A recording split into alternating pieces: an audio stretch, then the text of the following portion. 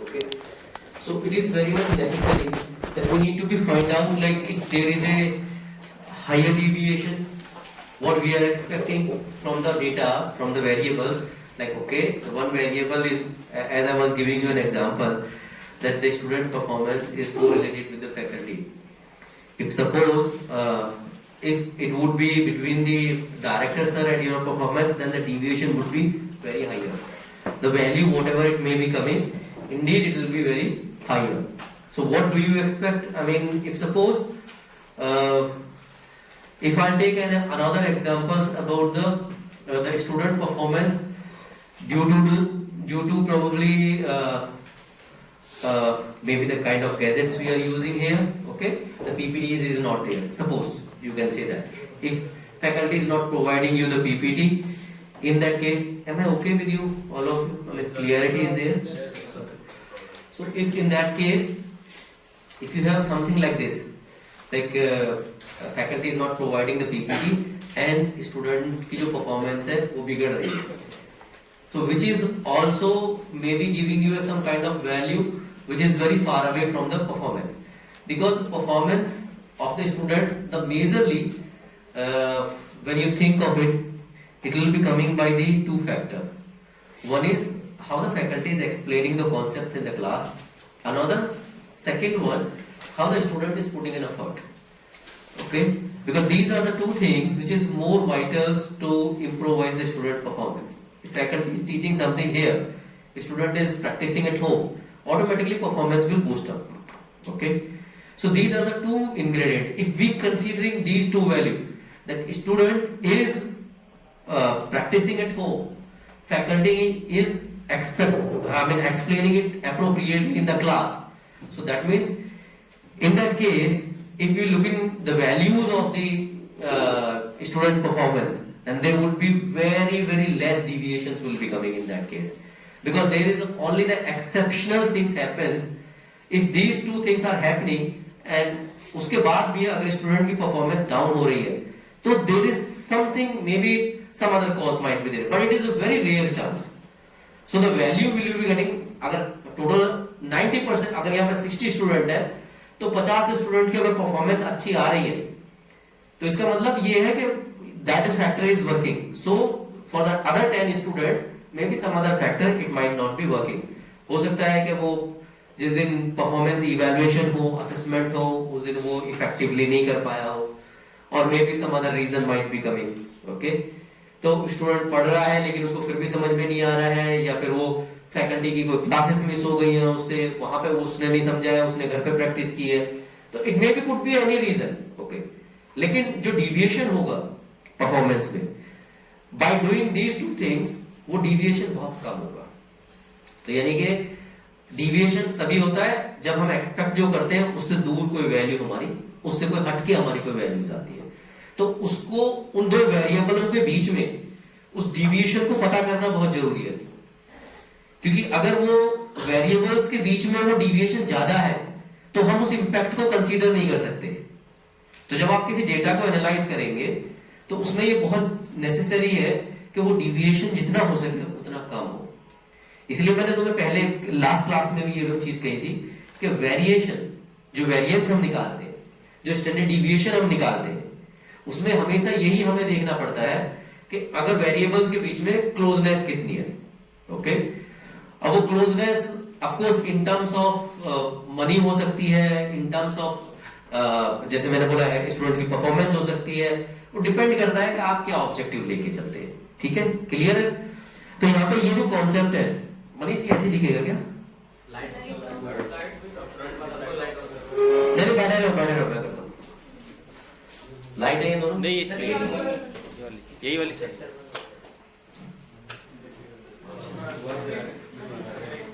अभी ठीक है? ओके, तो what we saying here, the mean deviation is the measures of the variation in the central tendency that provide the average of the absolute deviation. Okay, यहाँ पे the word comes as the absolute deviation. So that means all the negative values they will be excluding. They will not be considering any negative value.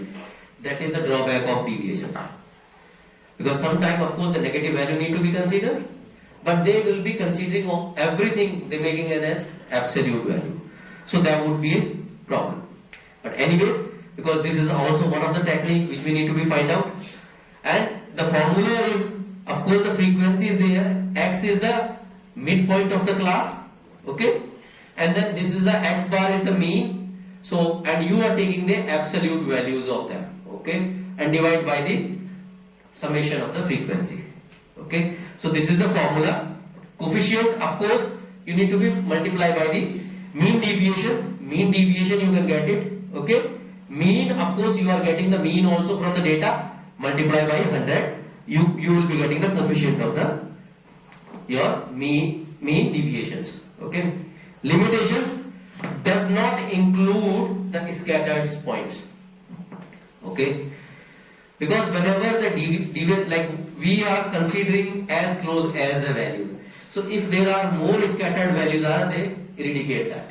So that means the considering each and every student's point of view may not be counted here, okay. So you can say it's a good or bad, it's entirely depend on the situations, whatever the kind of scenario you will be having, okay. If suppose if it would be a institute is bothered about the single student's point of view, then of course this will not be considered, then the scattered also things can be worked, but in that case the mean deviation cannot be worked out, okay, because mean deviations is always be excluding that opinion. So it is entirely depend on what kind of the case or the scenario you will be facing, okay. So ignores negative signs, okay.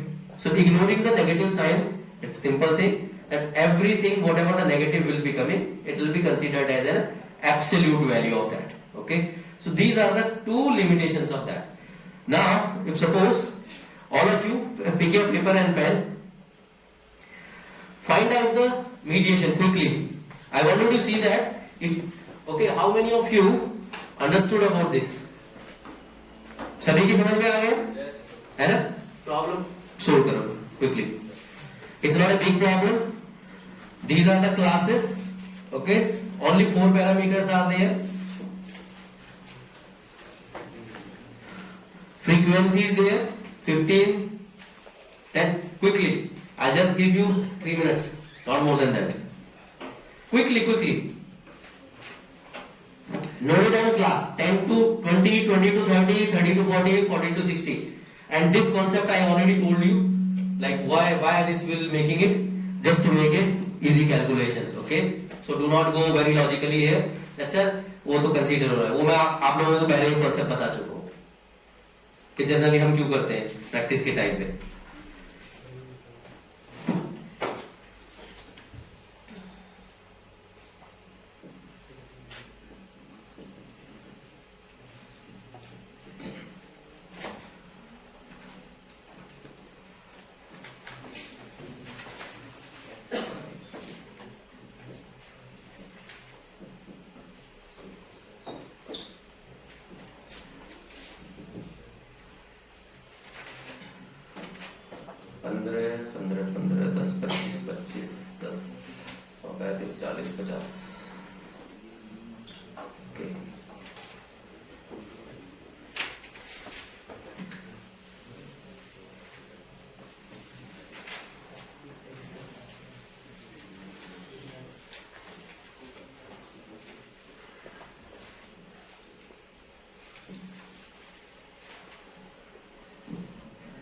Mean निकालिए पहले फटाफट.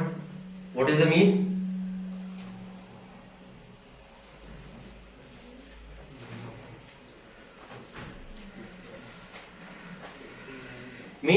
mean quickly. I didn't see the mean. Not this bench. क्या कर रहे हो? कहाँ लिखा है question? Quickly, show me quickly.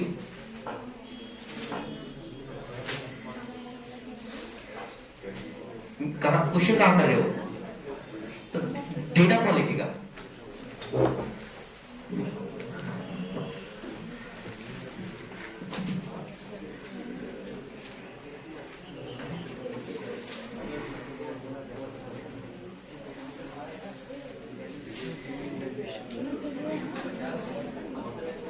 बात नहीं करनी, अपना अपना करो. तो पहली बार नहीं पढ़ा रहा हूं मैं, और ज्यादा समझदार हो तो बोर्ड पा जाओ। ये बेंच भी पूरी बेकार है, यहाँ पे भी कुछ नहीं हो रहा, यहाँ पे भी कुछ नहीं हो रहा है। हाँ? अच्छा पैसा आइसक्रीम आ रहा है, ठीक है।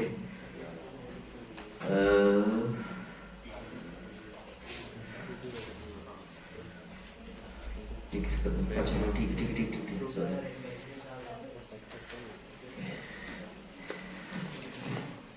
तुम्हारा डेटा कहाँ है? टेबल वाला कुछ नहीं करना होता, कुछ नहीं करना।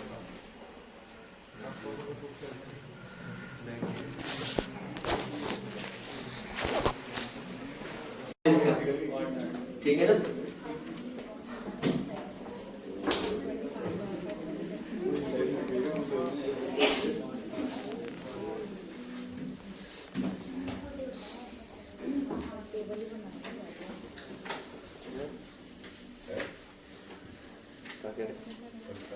क्वार्टर्स बेसिकली 4 होते हैं, लेकिन उसका जो डिवीजन है that would be happening in the 3 parts.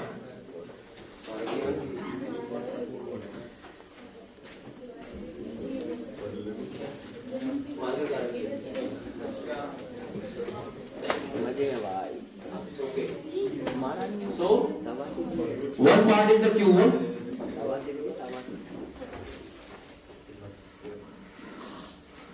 quartiles and then your quartile deviations. Basically you are dividing every quarters, you are dividing into the as a 1, and it would be 4 part would be there but divided by the 3 quartiles. Okay, quartile 1, 2 and 3. So basically 4 equal part, and these are having a 3 such observations. So the first observations has to be, this is 25%. After the second observation it will be reaching to the 50%. Okay, third, and then remaining is the, here it will be reaching to the 100%. Okay, so now the problem is that because this is again like 50% observations will be coming. So in between that, like suppose 25% observation, in these 2 quarters it will be observing 50%, which could be in between 0 to 25 and 26 to 50. It will be lot more observations will be missing out. That is the drawback of it. Okay, because it is also dividing into such a large number. Because when you say that, like Likert scaling, if suppose if I'll be asking to you all of rate 1 to 2, then either it's a 1 or it's a 2, right? So it's a 50% chances, right? So probability is talking about the 50% here. If I give you 3 options, then the probability will be 33%, 33%, 33%. अगर मैंने 4 option दिए तो 25%, right? सो जितने भी हम divisions करते जा रहे हैं उतनी ही हमारी प्रोबेबिलिटी जो है, यानी कि जो हम सर्टेनिटी की तरफ जा रहे हैं, मतलब जो हमारी अनसर्टेनिटी है वो रिड्यूस होती जा रही है। पहले हमारी अनसर्टेनिटी 50% थी 2 ऑप्शन में, 3 ऑप्शंस में हमारी अनसर्टेनिटी 33% थी, 4 ऑप्शन में 25 हो गई, 5 में 20% हो गई, ठीक है? और अगर मैं और उससे कम कर दूं, अगर मान लीजिए 1 to 10 कर दूं, तो हमारी अनसर्टेनिटी कितनी रह गई? 10%। यानी कि सिर्फ हम अनसर्टेन है किसी चीज के बारे में, किसी डेटा के बारे में 10%, right? So if in that case, of course, whenever we are collecting the data or we are collecting the sampling, whenever the 10 points will come, of course giving a 10 point is always be a big deal. First of all, people will mistrap in that, because 1 to 10 they will be thinking that what option they need to select it. So sometime the data fabrications or misinterpretations of the questions automatically will come. So usually most of the time in the industry they will be keeping to the 5 option only. So that means 20% uncertainty, yani 20%, so total is like 1 is, so basically when you see that the 5-star rating, 5 points like strongly disagree to the strongly agree, always be having a 5 points. So generally these kind of scalings is more appropriate. They also understand that 20% chances तो uncertainty के है ही हैं, because when you keeping 1 to 10 it will be giving you a very high number, like you know, to looking for 1 to 10 what they need to think of, and then in that case nobody is giving you for your data that much of attention. It happens, it's a very practical scenario in the industries. Even we consider that whenever you sending your data to approximately, like generally we say that अगर आपने online कोई भी सर्वे मंगवाया है और अगर आपका 30% और 35% सर्वे रिटर्न हो गया है, तो this is considered as a one of the best collection of the sample, सिर्फ 30 और 35% पे, which is not a big one. लेकिन आपने मान लो 1000 लोगों से पूछा और ऑनलाइन सर्वे में आपको 350 लोगों ने रेस्पॉन्ड कर दिया, तो it will be considered as a good one, good response. It is like considered as a one of the good response. Online में ये होता है. जनरली जब आप फिजिकली सर्वे कंसीडर करते हैं तो जो बेस्ट, जहां पे statisticians, analyst, they always consider like if suppose 70% अगर आपके पास रेस्पॉन्स आ गया है, यानी कि 1000 लोगों में से अगर 700 लोगों ने रेस्पॉन्स दे दिया है, so that means it will be considered as a the best sample.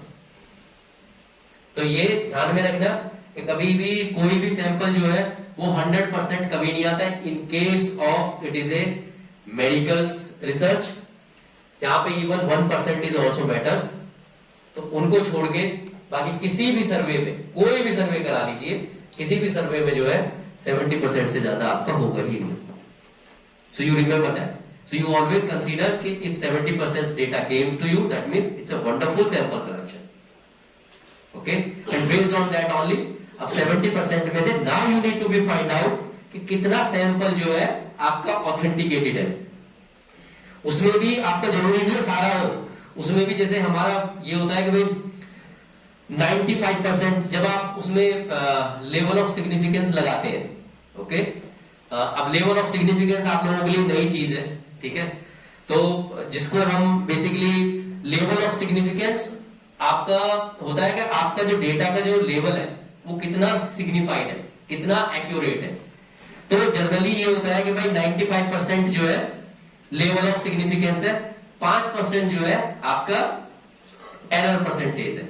यानी कि जो आपने डेटा कलेक्ट किया वो 95% यानी level of significance which is considered by the alpha, उसका रिप्रेजेंटेशन होता है. ठीक है, तो कहीं भी किताबों में पढ़ोगे तो level of significance is the alpha which is 95%. That means it's showing that कि आपका डेटा जो है, जब आप किसी की रिसर्च निकालते हैं, एनालाइज करते हैं किसी चीज को, तो आपको ये बताना पड़ता है कि आपने लेवल ऑफ सिग्निफिकेंस कितना रखा हुआ है.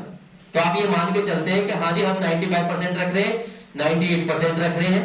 तो अगर 98% रख रहे हैं तो 2% जो है डेटा उसमें गलत हो सकता है. ये आपको बता के चलना पड़ता है, ठीक है ना, क्योंकि जो डेटा आपने कलेक्ट किया. अच्छा, जनरली बहुत बार ऐसा भी होता है कि कुछ बहुत ज्यादा समझदार आप रिसर्च वाले, रिसर्च स्कॉलर्स पैदा हो जाते हैं, तो वो ना 100% 700 कलेक्ट किया, 1000 में से 700 लोगों का डेटा कलेक्ट किया और उन्होंने बोल दिया 700 के 700 जो है उनका करेक्ट है, जो कि ये चांसेस ही नहीं होता. क्योंकि ह्यूमन एरर की गुंजाइश हमेशा होती ही होती है. तो 100% कभी भी कोई भी डेटा कलेक्शन जो है वो ऑथेंटिकेट होता ही नहीं है, ये 100% श्योर है. एक्सेप्ट वन केस जो मैंने बताया कि मेडिकल में, और उसमें वैसे भी स्मॉल सैंपल्स पे ही वर्क होता है. मेडिकल में कभी भी लार्ज सैंपल पे काम नहीं होता है, मेडिकल में हमेशा स्मॉल सैंपल पे काम होता है. और उसमें ऑथेंटिसिटी जो है वो 100% चेक की जाती है, उसमें इवन 99% पे भी कंसीडर नहीं करते. हाँ, जैसे कोविड का टाइम आया तो कोविड में चल गया था, तो कोविड में उन्होंने इवन 10% भी कंसीडर किया था, 80% भी कंसीडर किया था. कोविड में तो उन्होंने सालों में 70% भी कंसीडर किया था, क्योंकि बोला था कि जो मेडिसिन है, जो वैक्सीन है, 70% जो है आपको इफेक्टिव होगी या 80% इफेक्टिव होगी. तो यहां तक लेके आ गए थे, जबकि ये मेडिकल में एक्सेप्टेंस नहीं है इस चीज का. इसीलिए ऑथेंटिसिटी किसी भी वैक्सीन को तब तक नहीं मिली थी जब तक उसकी एक्यूरेसी 100% पे नहीं चली गई थी, जब तक ये मान नहीं लिया गया था कि भाई ये वाकई में कारगर होगी, इसीलिए उन्होंने किसी को ऑथेंटिकेट नहीं किया था। लेकिन सब ये बोल रहे थे कि ठीक है जी वैक्सीन सील्ड लगा दीजिए या कोवैक्सीन या जो भी थी, 2-3 वैक्सीन थी, और उन्होंने बोला कि ये 80% तक अच्छा है, इसका 70% ही है, इसका 80% है। तो वो जो 70 और 80% की जो बात चल रही थी वो था लेवल ऑफ सिग्निफिकेंस था, कि जो उन्होंने अप्लाई किया यानी 100 लोगों पे अप्लाई किया तो 80 पे वो काम कर रहा था बढ़िया से, 20 पे काम नहीं कर रहा था। तो 20 जान भी जान होती है भाई, तो मेडिकल में कंसीडर नहीं होती है वो चीजें, but that is what like next time whenever something comes to you automatically will knowing about that, okay? So basically ये जो कंसेप्ट बताया था लेवल ऑफ सिग्निफिकेंस का, वो मैंने इसलिए बताया था कि ये जो हमारा क्वार्टर्स होते हैं ये जनरली ये एक एरर दे देते हैं कि हमारी जितनी हमारी अनसर्टेनिटी ज्यादा होती है उतनी ही हमारी ऑथेंटिसिटी ऑफ द डेटा जो है वो रिड्यूस हो जाती है, ठीक है ना। अनसर्टेन ज्यादा रहेंगे, आप 80% अनसर्टेन है किसी के बारे में, वो काम करेंगे क्या? जिसके बारे में आपको पता है कि भैया 80% ये पक्का नहीं है, होगा या नहीं होगा, तो आप क्या करेंगे? छोड़ देंगे। आप कौन से पे चांस लेते हैं? 50% पे चांस ले लेते हैं कि यार 50% चांस ले लेते हैं। लेकिन अगर किसी चीज के बारे में पता 90% नहीं होने वाला है, फिर भी जो है, अब वो तो फिल्मी डायलॉग है कि मैं तो 1% पे भी चांस लेता हूं, ठीक है। तो ये डिपेंड करता है कि वो 1% पे चांस लेने का मतलब ये है कि आप 99% ये मान के चल रहे हैं कि ये काम नहीं होगा, करेक्ट। तो इसीलिए ये हमेशा डेटा के साथ ये हमेशा नाइंसाफी होती है। This is unjustified with the data that if you would be saying that your level of significance will be very less, if it would be 95%, 90%, it will be okay. Okay. So basically, this is the drawback in quotiles. What we talking about, but still, like we are saying that बहुत सारे ऐसे concept होते हैं, because every statistical skills जो भी हम यहाँ पे टेस्ट करते हैं, उसका further mathematical calculations होना चाहिए, तो ही it will be justified.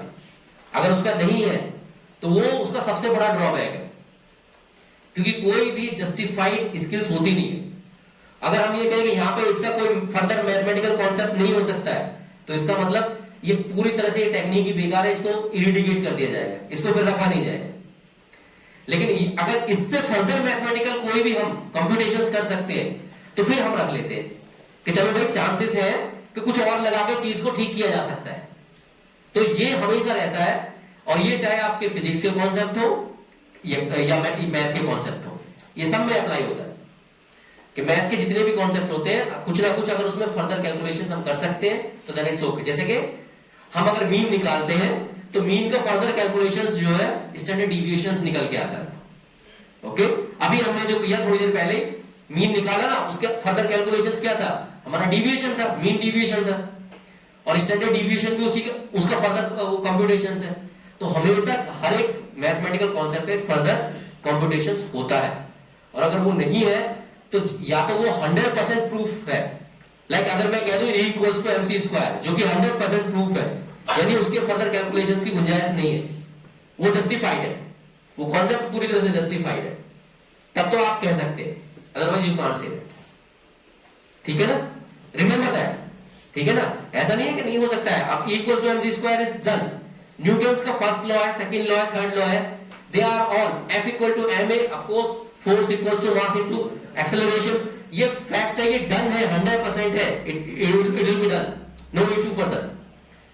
इसको हम कहीं और इंप्लीमेंट कर सकते हैं एज इट इज, वो दूसरी बात है, लेकिन इसी में कुछ और करके कर दे और उससे हम फोर्स निकालेंगे तो that may not be possible, इसका कोई फर्दर कैलकुलेशंस नहीं होगा। ठीक है ना, उस कॉन्सेप्ट को लेके हम कुछ और कर सकते हैं, वो that is possible. So now quartiles में जब हम आए तो फर्स्ट क्वोटाइल जो है तुम्हारा वो n1 divide by 4th order of observation. It's a observation, it's a item again, okay, you need to be find out that by the one of the examples we will be identifying that how we will be calculating the quarter 1, quarter 2 or quarter 3. Okay, so second quotile is 2 into n plus 1 divided by 4, okay, and then third is the multiply by third. Okay, so the formula is very simple. Nothing difficult here. So now suppose, and then we'll go further for the examples to, I mean this is clear, right? This slide is clear. Okay, this is further, like of course there are some given some formulas, like the quartiles deviation is the Q3 minus Q1 divided by 2. Interquartile range, if you need to be find out the, generally you would be having a questions where you need to be identify the interquartile range. आप लोगों के जो assignments होंगे basically या जो class में जो test लूंगा तो जनरली ऐसे ही क्वेश्चन पूछूंगा कि भाई इसकी जो है आप इंटरक्वार्टाइल रेंज बता दीजिए, ठीक है ना? एक एग्जांपल दे दूंगा and this is like in the class itself I'll take it. So by the next week itself I'll start taking the class test as well because I need to be finalize your marks for that.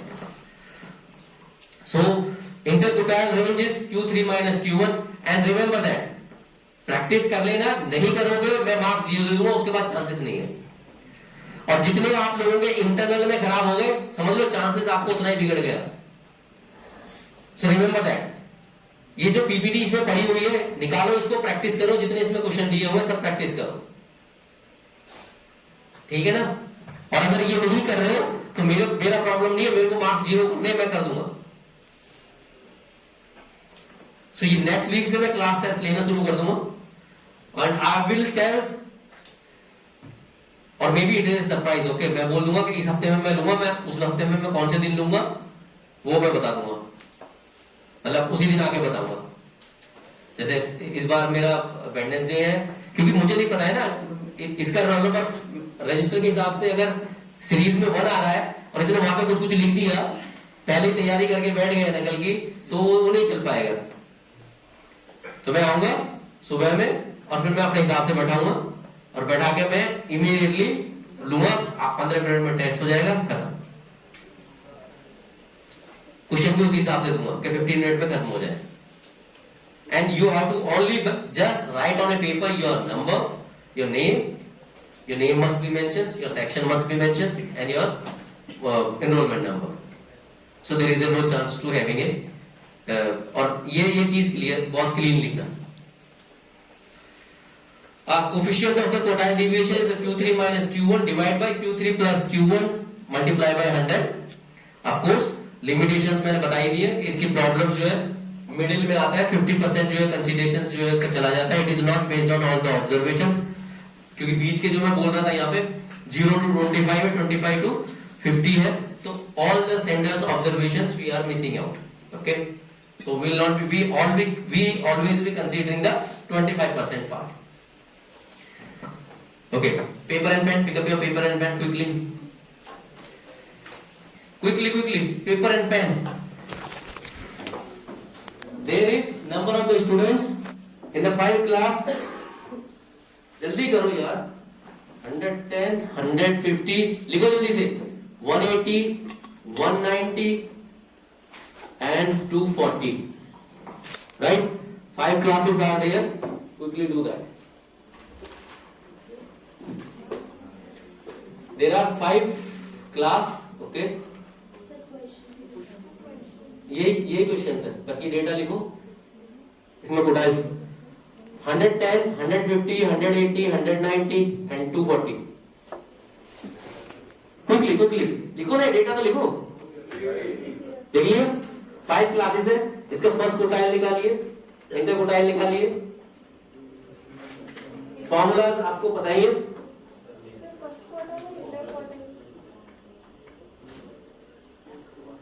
ये formulas है, हाँ तो करो ना, वही तो कम कर रहे हैं। यहाँ पे देखो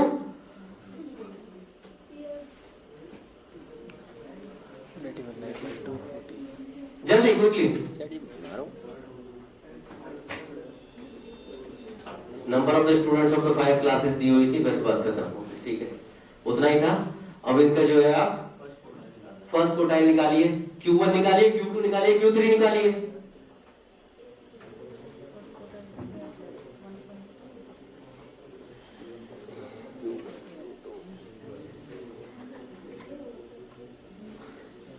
पहला फॉर्मूला क्या है?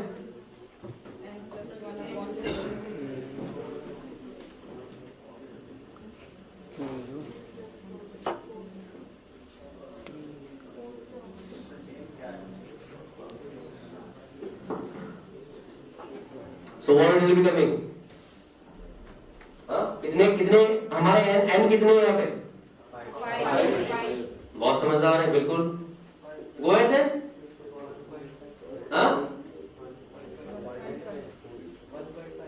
अच्छा, always be in the range.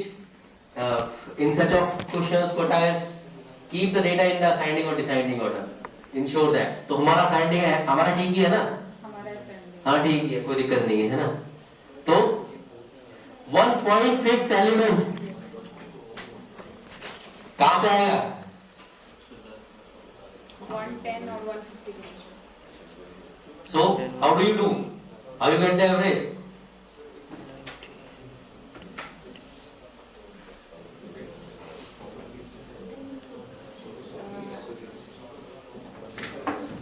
This is the answer. Q1 is the 130. ठीक है?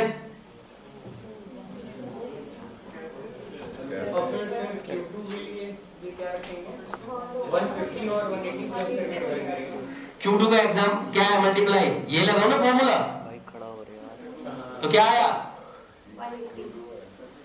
2 की मल्टीप्लाई आ गई ना. 1.5 में 2 की मल्टीप्लाई कर दो, 3 आ गया. तो क्या आ गया? थर्ड पे क्या है? 180. सिंपल. समझ में आ रहा है नहीं आ रहा है? अरे भाई सही में 1.5th एलिमेंट आ रहा है, राइट? ये तो समझ में आ गया. तो जो 1.5 वाला पॉइंट है वो कहां पे आएगा? इस लाइन पे. इन दोनों के बीच में आएगा. ये 1 पॉइंट हो गए, ये 2 हो गए, तो 1.5 यहाँ कहीं आएगा, है ना? तो इन दोनों का एवरेज निकाल लो.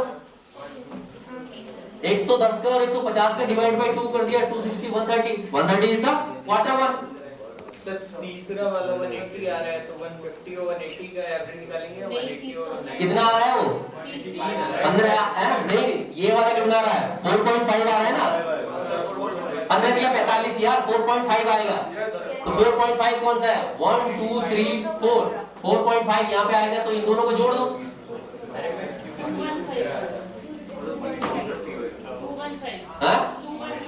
215.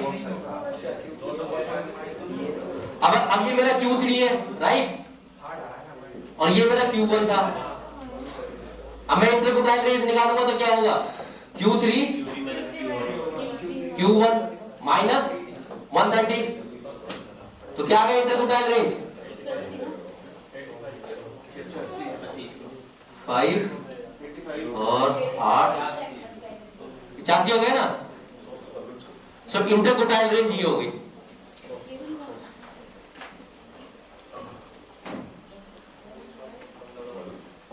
Bengali. 85 is the interquartile range. Yes sir. Clear? पता लगा ना? Not that difficult. किसको डिफिकल्ट लग रहा है? पक्का ना? किसी को डिफिकल्ट तो नहीं लग रहा? हाँ ना? ओके.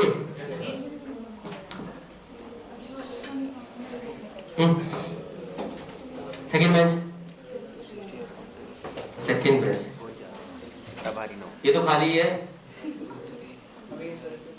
लास्ट बेंच पक्का? चौधरी है? ऐसे ही हाथ नहीं भरना. पक्का आ गया ना? तो चौधरी दिमाग नहीं लगाते, पर उनका दिमाग बहुत तेज होता है. तो लगा रहा है ना? पक्का ना?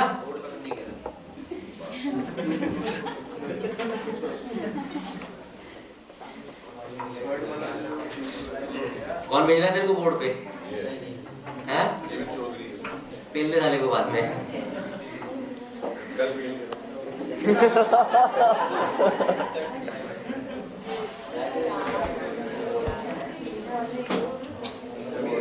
काम कर तू. एक क्वेश्चन है नेक्स्ट, तेरे को बोर्ड में बुलाते हैं ना. तेरे को तू भेज रहा था ना उसको, ना तो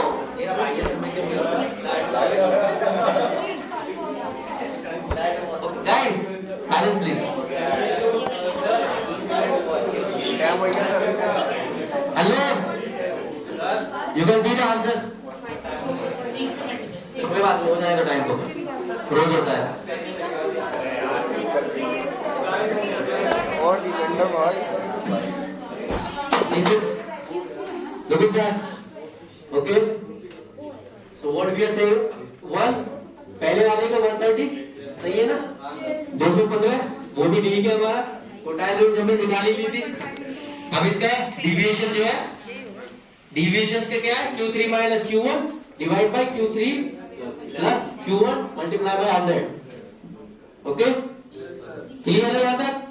ये भी क्लियर है, right?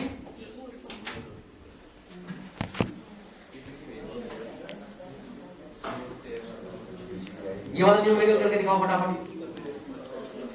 The marks of the 7 student in the mathematics and 2 minutes, not more than that.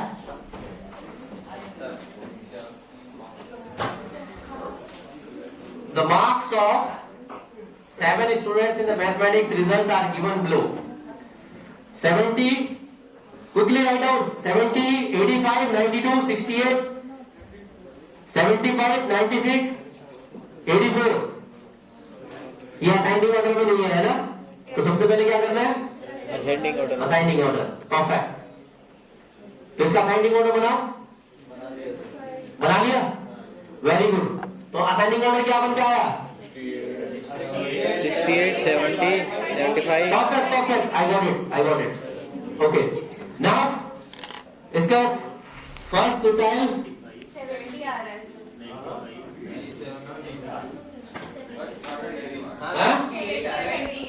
70 आ रहा है। कितने नंबर है? 7।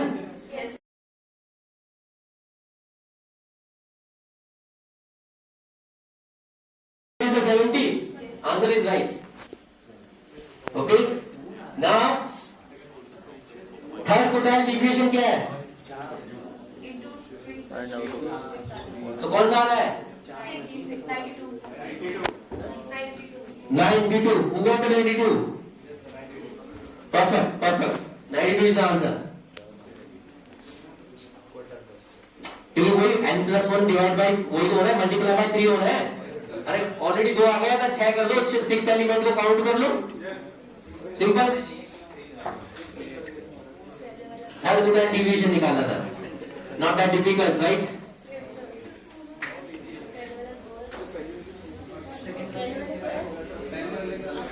ओके फाइन गाइस,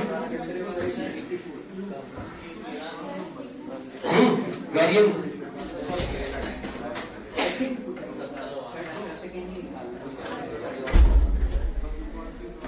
है। Okay, multiple times I explained you about the variance, okay, in the class itself. Like when the variables are varying from one variable is varying from the another variable. Next topic, variance. So we use the variance and the standard deviations to calculate the average distance of the observation in the data set from mean of distributions. Okay. किसने बोला था हो गया? अब वो मेरे को इस लाइन में एक्सप्लेन करें फटाफट, और then I leave the class. किसने बोला था हो गया? अब वो इस लाइन का मीनिंग बता दो, आई लीव द क्लास। ओके, कोई नहीं बता रहा है तो सुन लो फिर। We use the variance and the standard deviations to calculate the average distance. Okay, average distance between the variables of the observation. जो भी observation हमने किया हुआ डेटा का, in that from the data set from mean of the distributions. Okay, that means you need to be find out the mean. जो mean होता है, जो उसका एवरेज निकल के आता है, उस एवरेज नंबर से कितना में आपका वेरिएशन जा रहा है डेटा का। So that is what coming under the your variance and the standard deviations. Okay, यानी कि हमने जो हमारा डेटा सेट है, उस डेटा सेट का हमने एक एवरेज निकाला और उस एवरेज से कितना वेरिएशन है और बचा हुआ, मतलब ये एक तो एक एवरेज नंबर आ गया।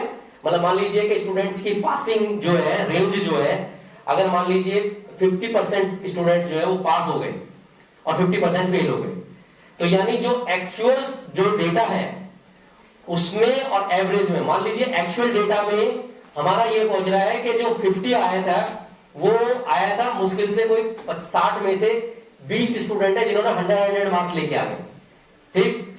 और जो बाकी के हैं यानी कि 40 जो स्टूडेंट है उनमें से 40 में तो ऐसे हैं कि जिनके 50 आए हैं, 20 स्टूडेंट, और 20 स्टूडेंट ऐसे हैं जो बिल्कुल ही और डाउन आए हैं, तभी तो 50 पे पहुंचेगा average. You getting the point और नॉट? ये बात तो समझ रहे हैं ना कि कैसे 50 होंगे। तो यानी कि जो एवरेज है, एवरेज में कितना वेरिएशन है। अब वेरिएशन तो ऐसा है कि जो 20 स्टूडेंट ऐसे हैं उनका तो नंबर ही बहुत कम है। तो जनरली स्टैंडर्ड डिविएशन और वेरिएंस इसी चीज को आइडेंटिफाई करते हैं, और ये बहुत जरूरी है क्योंकि इससे हमारा रिफ्लेक्शन ये होता है कि जो वो कमजोर स्टूडेंट है जिनके और भी कम आए तो वो पता लगता है। So now we can focus on them for their इम्प्रोवाइजेशंस।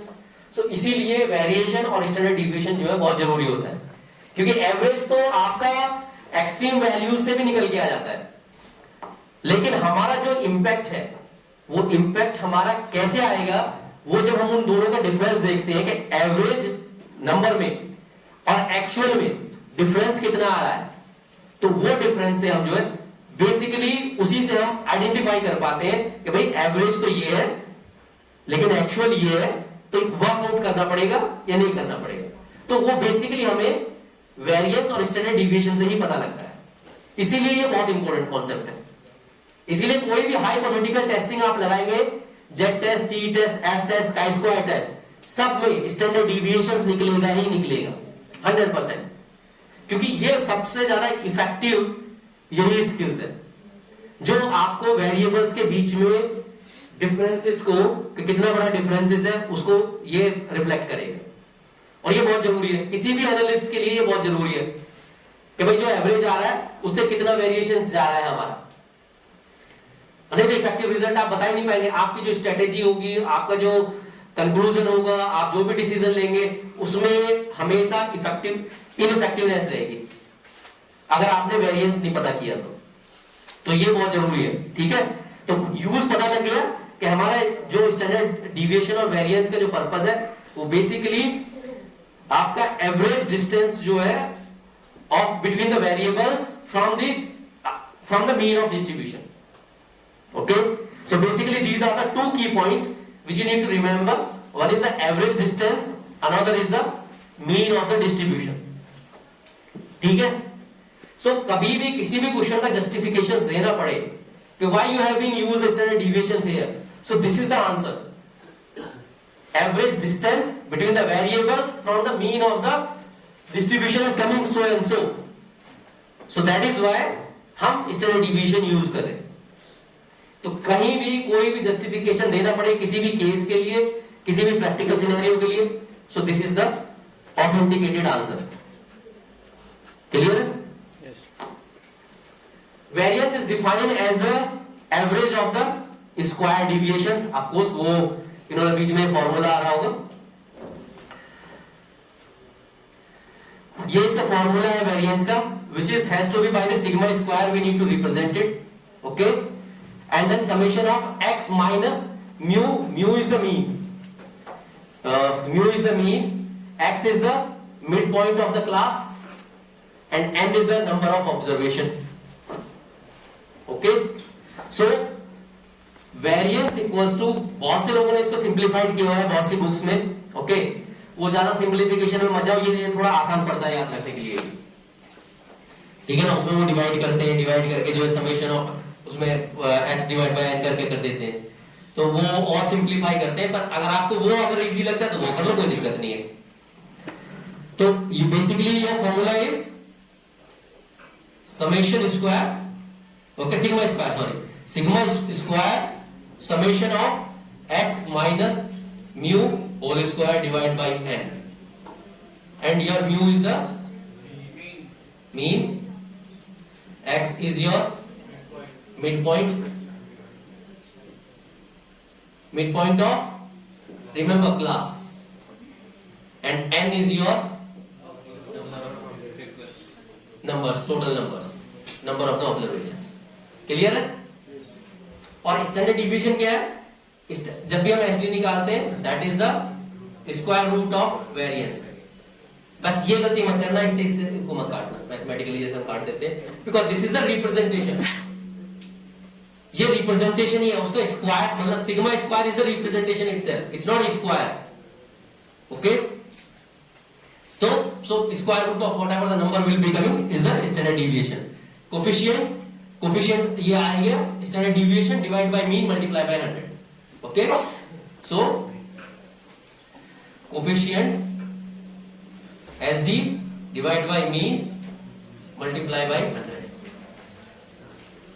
Clear? Okay? Justified?